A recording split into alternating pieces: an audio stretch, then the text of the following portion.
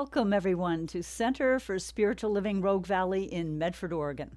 I'm Kimberly Hawkins, Spiritual Director here, and I'm so grateful that each of you has decided to join us for our celebration. We are a welcoming and inclusive spiritual community dedicated to teaching spiritual tools to transform personal lives and help make a world that works for everybody.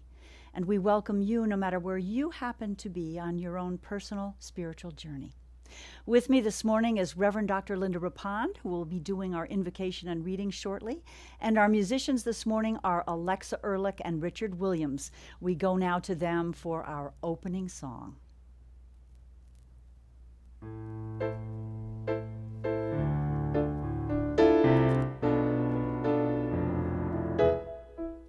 God is my source, God is my power, God gives me everything I need.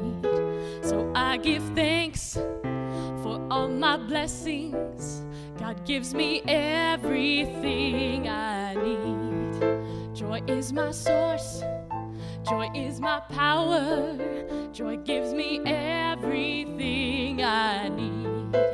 So I give thanks for all my blessings, joy gives me everything I need. Love is my source, love is my power, love gives me everything I need. So I give thanks for all my blessings, love gives me everything I need. God is my source, God is my power, God gives me everything I need. So I give thanks for all my blessings, God gives me everything I need. God gives me everything I need. God gives me everything I need.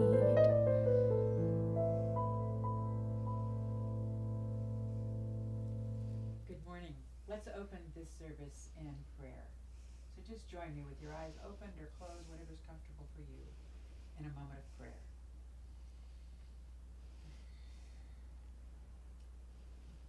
And as Alexa sang, God is my source. We tune into that source of all life, the creative power of the universe, love itself, and recognize that it is absolutely all that is. Everything is encompassed within that presence, that source energy. And I know that that is the truth of my very life. The truth of the life of each of us is that we are God in form. It is living and breathing itself through and as us this day. So I give thanks for this day. I give thanks for this service. I bless every person tuning in to this service virtually. I bless Reverend Kimberly, knowing that she speaks with absolute presence of the power of God through her this day.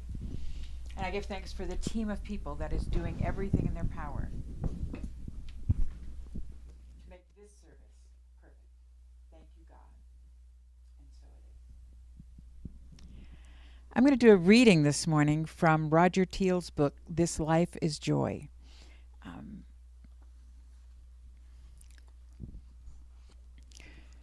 To do heart work is to accept for ourselves the only genuine and lasting healing energy. It is the divine elixir that not only mends the broken parts of us, it reunites us with the potential and creativity of our souls, our dharma, as Buddhist teachings describe it. Love is the highest regenerative power. Everything else falls short. To do heart work is to unlock the essence of true generosity and joyous sharing. In a Native American rite, young children are showered with food, drink, and clothing. Later on, members of the tribe call out, "I'm hungry, I'm thirsty, I'm cold." Then from their abundance, the children are led to distribute their bounty to others in need. The child within us loves to give, and to give continuously and abundantly. Only the fearful ego, dwelling in a sense of estrangement and unworthiness, pulls away from opportunities to share. To do heart work is to rediscover the honor and power of serving. It is our portal to the realization of our interconnectedness, the essential oneness of all people, of all creation. From the heart emerges an understanding that each of us bears unique gifts and purposes to this lifetime, yet we all share a common soul purpose, to lift each other up, to serve as an instrument for the blessings of the divine. Thank you. Let's go back and listen to these amazing musicians one more time.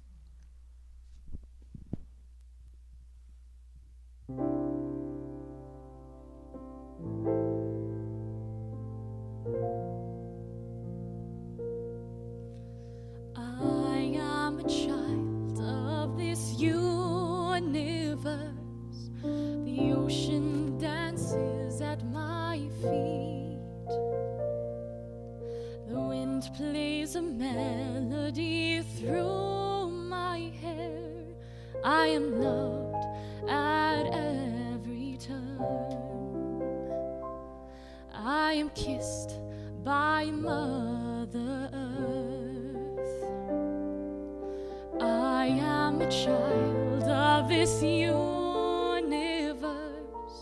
The sun warms me in its embrace. The stars have aligned for me in this place. I am honored by all life. I am held by Father Time. Every blade of grass, every shaking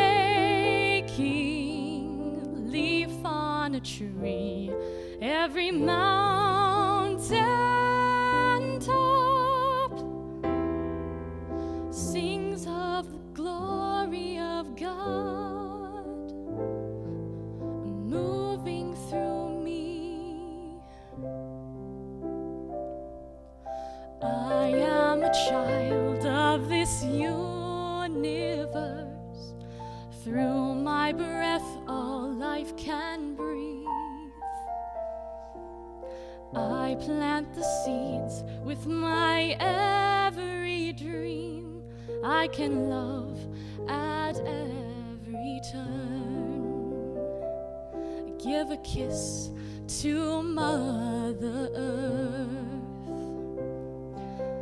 I am a child of this universe. I greet the God in each face. I am a channel for peace to flow. Oh, I'm honored by all life. Yes, I'm one with Father Time. Every blade of grass, every shaking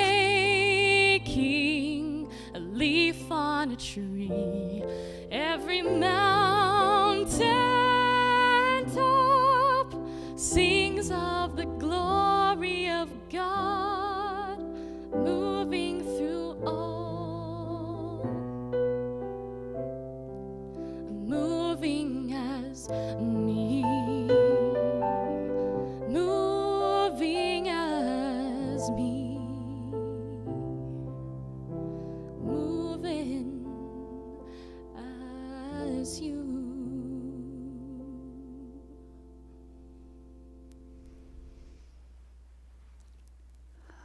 Thank you, Alexa and Richard, for that beautiful, beautiful reminder of who we are, children of the universe. I have spoken before about lessons I've learned from my dog Cinder, who's no longer with us. But when we were living in Huntington Beach together, we'd walk almost every morning around the neighborhood. And I was always struck by any time we came within eyesight of another animal, another dog, whether it was coming towards us or across the street, whether it was big, little, the same breed as her, something different, the color, whether the dog seemed friendly or was yapping, Cinder would wag her tail and get all excited and pull on the leash, wanting to cross the street to greet this other friend. And I was so touched by that because she seemed to approach every dog as a friend, not even a potential friend. I love you. I want to get to know you. I want to sniff you. And I always thought how beautiful it would be if people treated each other that way. If any time we saw another human being, we hypothetically wagged our tails and were glad to see them and just excited to get to know them.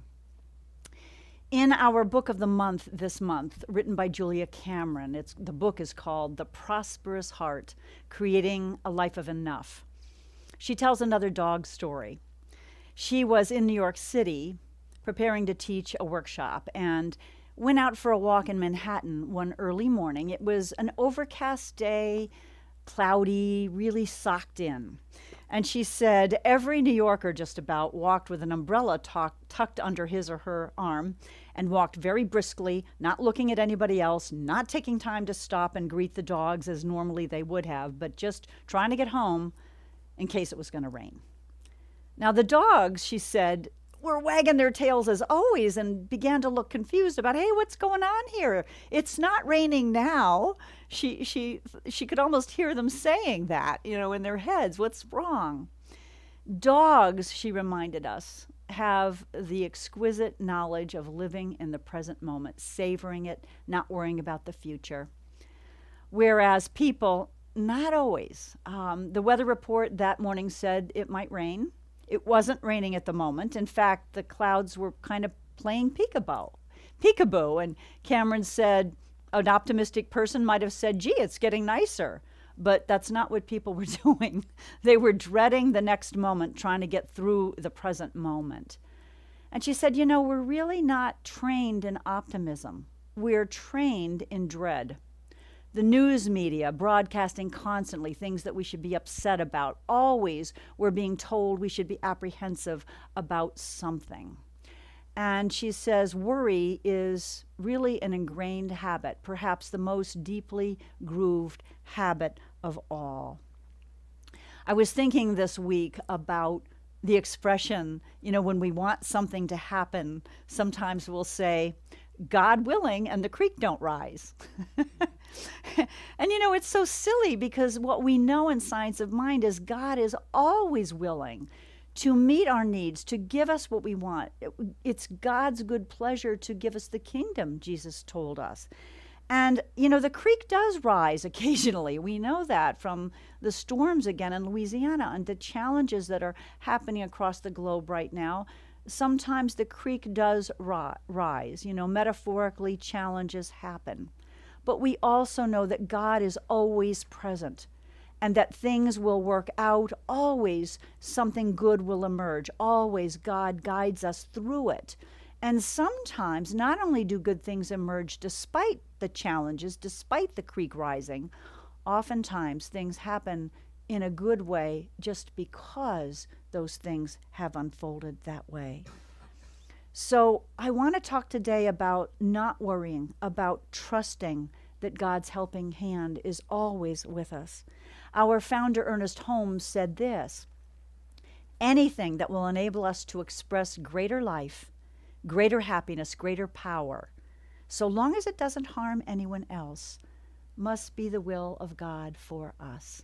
What a good thing to keep in mind, to remember. However, our brains are somewhat wired to look for the negative, to look for problems, potential problems. And scientists tell us this is an evolutionary thing. We have coexisted with wild beasts who can be dangerous and who can be more physically powerful than we are. And so over the years and time, we've learned to be attentive and even on tenterhooks, sometimes waiting for the next shoe to drop, to be attentive to physical dangers. My theme for this month, our theme for this month, is the prosperous heart creating a life of enough. And I've entitled my message this morning, The Most Important Question. What is the most important question we can answer for ourselves that would allow us to have a prosperous heart, to create a life not only of enough, but an abundant, fulfilled, joyful life? Is the universe a friendly place? And what do we mean by that? Is it supportive? Is it willing to give us what we need? Is it willing to respond to us? Is it willing to exhibit good that can become universal good? And after I picked the topic, I realized, and I probably knew somewhere in my subconscious, that one of the greatest minds in all of human history had addressed this issue. Albert Einstein said this: I think the most important question facing humanity is the universe a friendly place? This is the first and most basic question all people must answer for themselves. He goes on to say, for if we decide the universe is an unfriendly place, then we will use our technology, our scientific discoveries, and our natural resources to achieve safety and power by creating bigger walls to keep out the unfriendliness and bigger weapons to destroy all that which is unfriendly. And I believe that we're getting to a place where technology is powerful enough that we may either completely isolate or destroy ourselves as well in this process. And if that was true when Einstein wrote this, I would venture to guess it's even more true today. Now, Einstein also said, but if we decide the universe is a friendly place, then we will use our technology, our scientific discoveries, and our natural resources to create tools and models for understanding the universe. Understanding the universe. Ernest Holmes, on that same theme, said the laws of the universe are to be trusted, but we must come to understand them before we can use them. Once understood, any law is available and is impersonally responsive to each and all alike. This is the basic thing we teach in Science of Mind. That the law is that aspect of the divine that is subjective to our thought, that stands at alert always, always listening, always receptive, and that it acts upon the impress of our thoughts and our prayers as soon as we speak them, even before we speak them. God knows what's on our heart. So this is such an important thing to remember. This week, I had a conversation by phone with the beloved New Thought musical artist Karen Drucker, who, by the way, will be here 2 weeks from today as our guest speaker and musical artist. She will be here via videotape. And Karen shared some things with me that really are related to what I wanted to talk about today. She told me that back in March, she was feeling very burned out.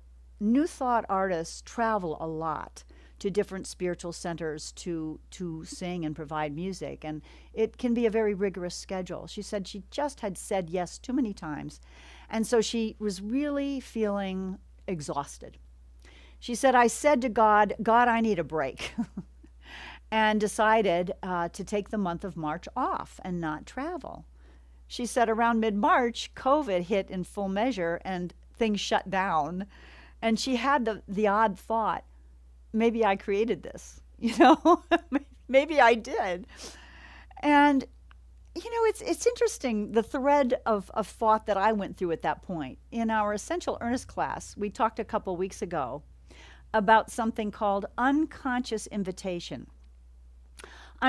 We know that this law responds to all of our thoughts, but not just our conscious thoughts. It responds to the predominance of our thoughts, including our unconscious thoughts.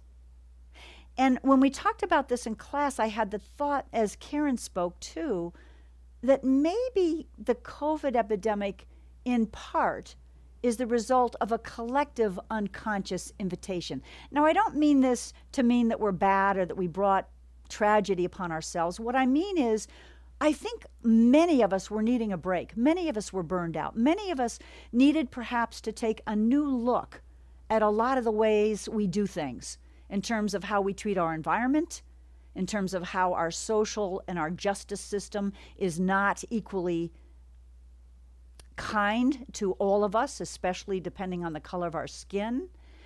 We needed to take a look, I think, at the growing diversity between the haves and the have-nots in this country. So many things that a pause and a reset was really being called for.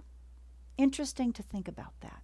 And again, if the universe is a friendly place, then even this, although I don't want to downplay the tragedy that has come with COVID to many families who have lost loved ones, to businesses that have been had to close their doors, to loss of livelihood, if we know the universe is a friendly place, ultimately we will get through this and something new will emerge, even better than what we had before. I truly believe this. In that conversation with Karen, she went on to talk about how disappointed she was when everything shut down because she had planned, oh, by the way, she gave me permission to share all this with you. She had planned to do a women's retreat in England in June, and she was all excited about that. And of course, she had to cancel it. No one was traveling. She couldn't get women together in a big room, without social distancing. It wasn't going to make sense. So what she did instead was she planned a women's retreat over several segments, over several weeks on Zoom. And what happened was more people attended because people who couldn't afford to travel from this country across the pond signed up. And she said it turned out to be the most lovely event. And you'll get a kick out of this, I think. She said, the British women said on Zoom to the American women, "Oh, I love your accent."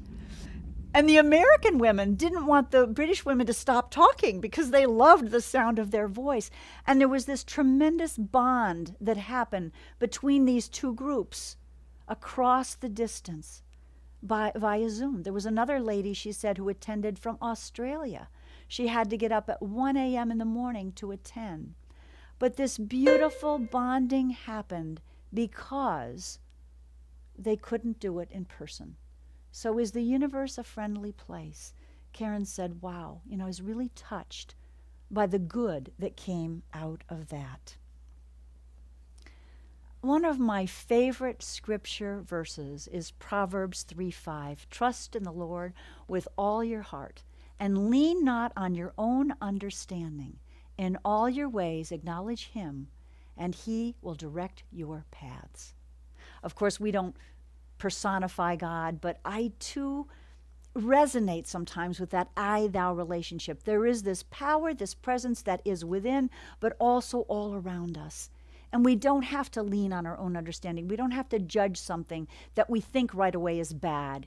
If we can trust and listen, our path will be made straight, as one translation of the Bible tells us. This is not necessarily an easy thing to do right now in the midst of all that's going on. But I hope that we can begin to re-ingest these spiritual truths and re-put them into practice. Ernest Holmes said, we must know definitely and consistently that the universe is for us and not against us. Definitely and consistently. And that takes some work. That takes some spiritual practice sometimes, yes?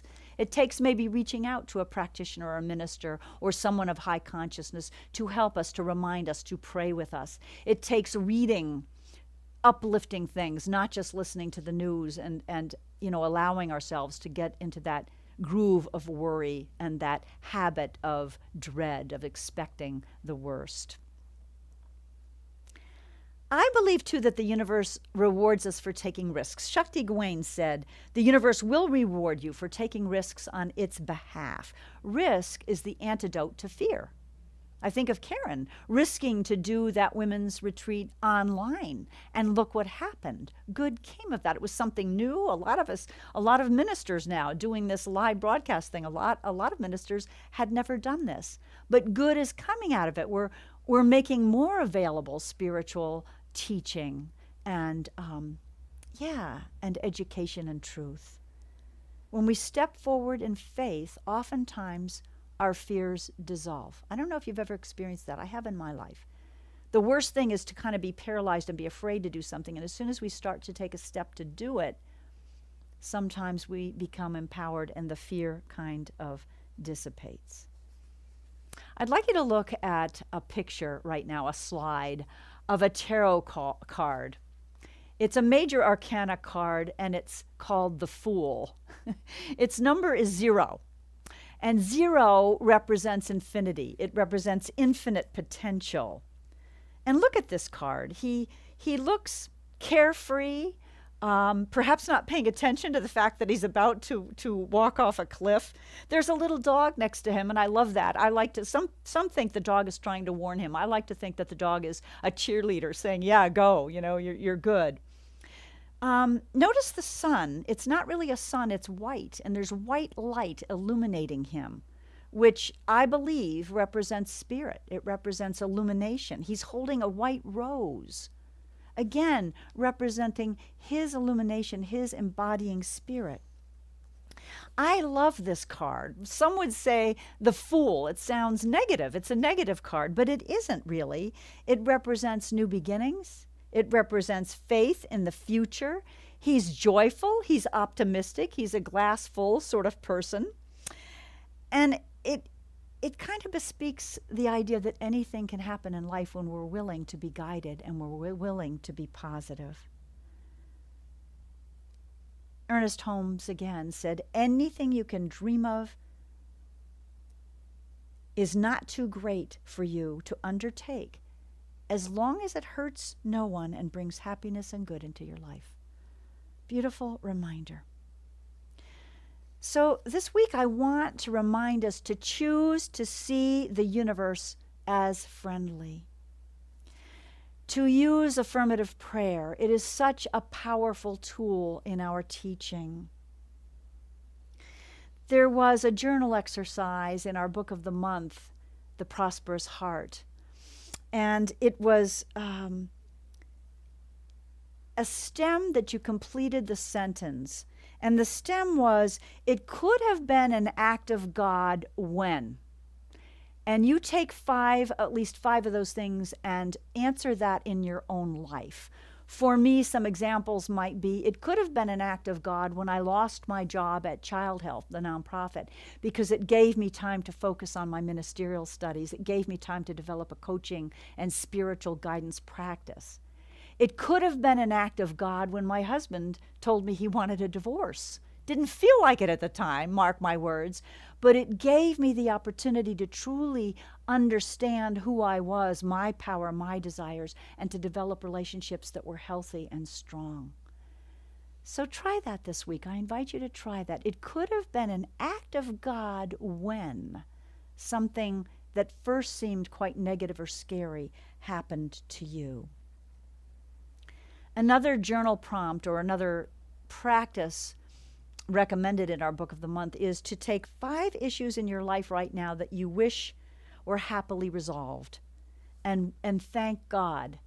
Write an affirmation thanking God that they're happily resolved.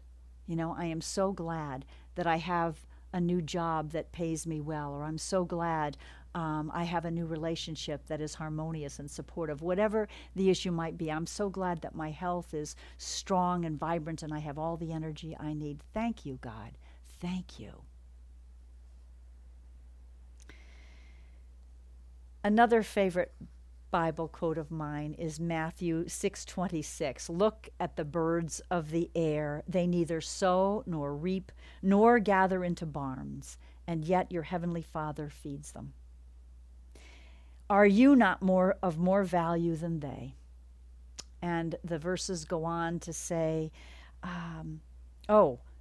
which of you, by being anxious, can add 1 cubit to your life? So here's the Bible telling us, don't bother to be anxious. It's not productive. Look at the lilies of the field, how they neither toil nor spin, yet Solomon in all of his glory was never arrayed such as these. Wow. Is the universe a friendly place? Let's answer that question, yes. Last week I talked about the 5 basic spiritual tools in Julia Cameron's toolbox. And again, whether or not you purchase the book and read along, we're going to do a book study, by the way, if people are interested. We have I'm starting after service on Sunday this week at 1 o'clock. I'm starting a social hall Zoom call. We used to meet in the social hall after service and have a chance to talk, and we don't have that opportunity in person, so we're going to try it on Zoom. And I'm hoping we'll talk too about the message and the prosperous messages we're talking about this week. And if anyone is interested, after about 45 minutes of social hall time from 1 to 1:45, we can get together and talk about the book. Now, I encourage you to buy The Prosperous Heart by Julia Cameron. It's on Kindle for $5.99. But even if you don't purchase the book, you can put in practice these powerful spiritual practices. I mentioned them last week. I'm going to go over them again. And I'll put them in the newsletter this week, too, to remind you. The first one is morning pages. For those of you familiar with Julia Cameron's work, The Artist's Way, this is something she encouraged all of us to do then to embody and empower our creativity. Morning pages. You sit in the morning and write out longhand, preferably, 3 journal pages. Stream of consciousness, whatever comes. She recommends you do 3 pages, 8.5 by 11, no more, no less. You don't want to go overboard, but you want to take the time. And I've been doing this now for 2 weeks. And I really admit I am feeling more centered, more hopeful, more empowered, more clear. You know, it gives you a chance to clear out the cobwebs, if you will. What are the things that are on your mind? I said last week I keep another little notebook by my meditation chair to write down my list. Things come up that I want to be able to remember to do. It's just very, very, very helpful tool. The other 5 in her toolbox are taking a walk at least twice a week for 20 minutes. Again, a very grounding way to be like the dogs, you know, to be present to the moment and to appreciate the beauty around us, whether it's raining or not. Walking. Another one is counting, keeping track of everything you spend and everything that comes in, keeping a written list of it. I've been doing that, and I find that, too, it makes us thoughtful and conscious, grateful for what's coming in, conscious of how we're spending, and it gives us an opportunity to shift our priorities if we want to. Okay, if I'm spending $60 a month, I'm not, but if I'm spending $60 a month, let's say on Starbucks, but I'm not willing to give myself the treat of going to get a massage, which may not be possible right now, but just as an example, you know, is that really where I want to be spending my money? Counting. So morning pages, walking, counting. There's also abstinence from debting. So we're not going to be signing up or spending money on anything that we can't pay off that month. It's okay to have a house payment or a rent payment if we can afford it each month. It's okay to have a car payment, but not anything else, not accumulating debt. And there's one more practice, which is time out. And I said last week, many of us meditate in the morning, so I count that as one time out. But the invitation is to take another 5-minute time out in the morning or evening to just sit quietly, be present, listen, let the mind chatter settle. So, morning pages, walking, time out, counting, and abstinence. I think if we each did that for the next 4 weeks or so, we would all find some clarity, some peace, some faith. Yeah. Interesting, when I've been doing my morning pages this week, these 2 weeks, affirmations have come up that I have found useful. And I'm going to show you one in a minute, or Bill Miner's going to show us on the screen. This is a quote from Essential Ernest. It actually comes from Ernest's book, This Thing Called You. And I've used this as my practice this week. When the time comes that nothing goes forth from you other than that which you would be glad to have return, then you will have reached heaven.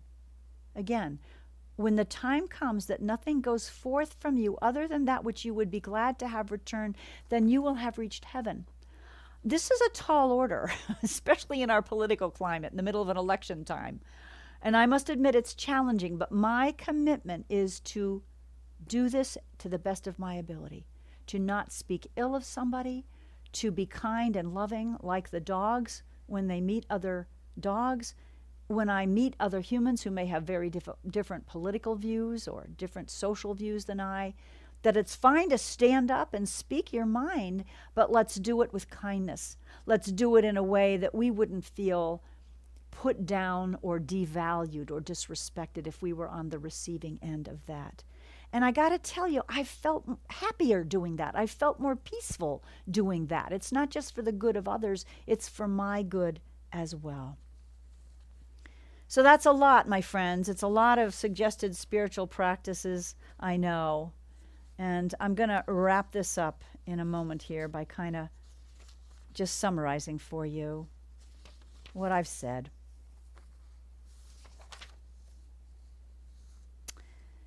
First, from Max Ehrman, and this reminds me of one of the songs we heard earlier from Alexa and Richard. In Desiderata, he wrote, "Beyond a wholesome discipline, be gentle with yourself. You are a child of the universe. No less than the trees and the stars, you have a right to be here. And whether or not it's clear to you, no doubt the universe is unfolding as it should. Therefore, be at peace with God, whatever you conceive it to be. And whatever your labors and aspirations in the noisy confusion of life, keep peace in your soul. With all its sham, drudgery, and broken dreams, it is still a beautiful world. Be cheerful, be happy, be at peace." So let's remember the lessons we can learn from our dogs who don't judge others. They don't label circumstances as bad. They don't worry about the future. They don't isolate themselves.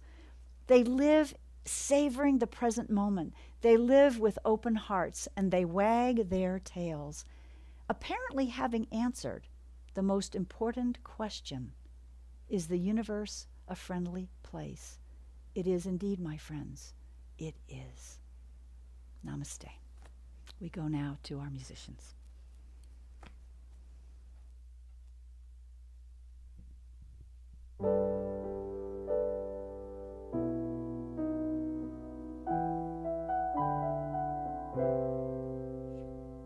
I celebrate my abundance today. By giving this gift, I show my faith. As I open my heart, my world becomes a better place. I release all fear as I share gratefully. This love that I give always gives back to me. Knowing my oneness with everything else, I know that all that I give to myself.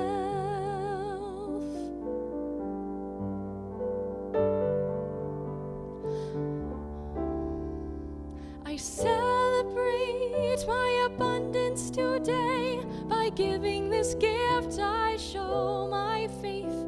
As I open my heart, my world becomes a better place. I release all fear as I share gratefully. This love that I give always gives back to me. Knowing my oneness with everything else, I know that all that I give to myself.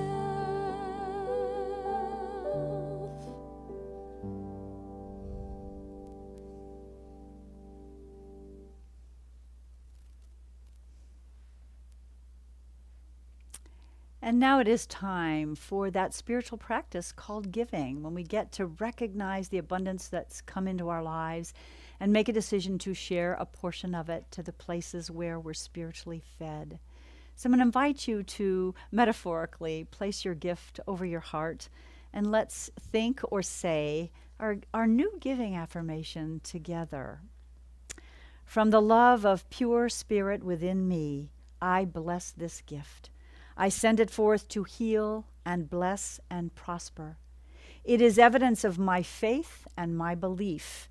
It does great work in the world, and it returns to me multiplied abundantly.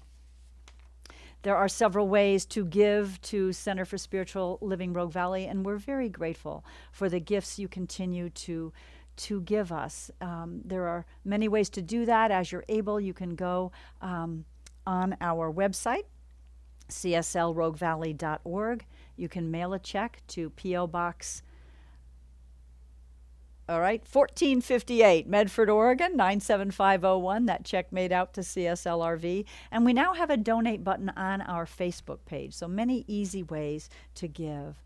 A few announcements, a reminder that at 1 o'clock this afternoon, we are doing a virtual social hall time.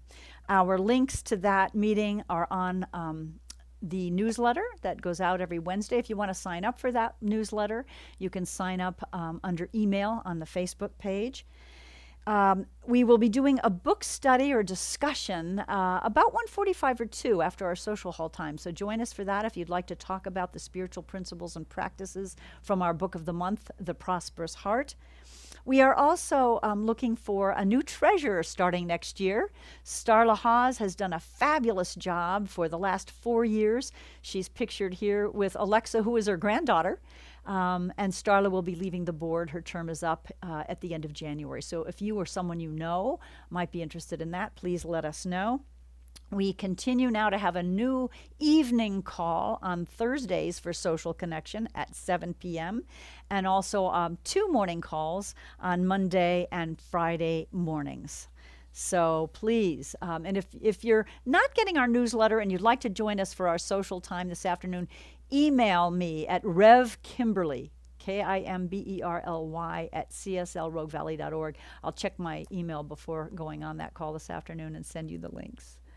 That's it for now. I think we're going to go one more time to our musicians for our closing song.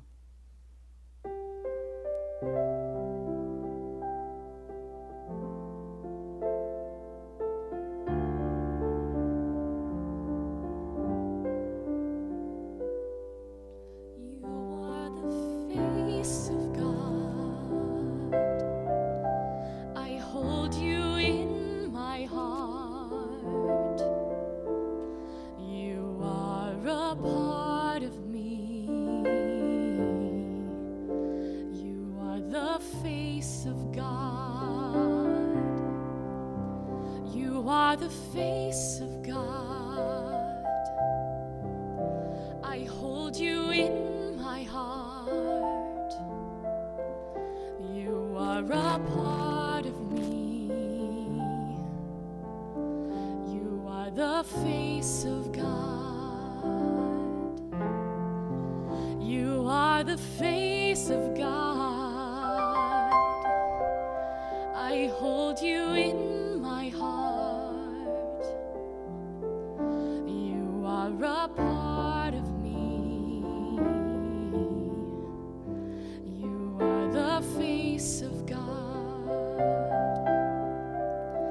You are the face of God. I hold you in my heart. You are a part of me. You are the face of God. You are the face of God.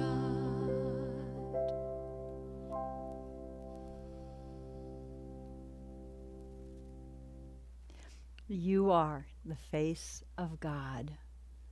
I had planned to read something from the Tibetan teachings that is basically saying the same thing as we say goodbye, as we wrap up this service.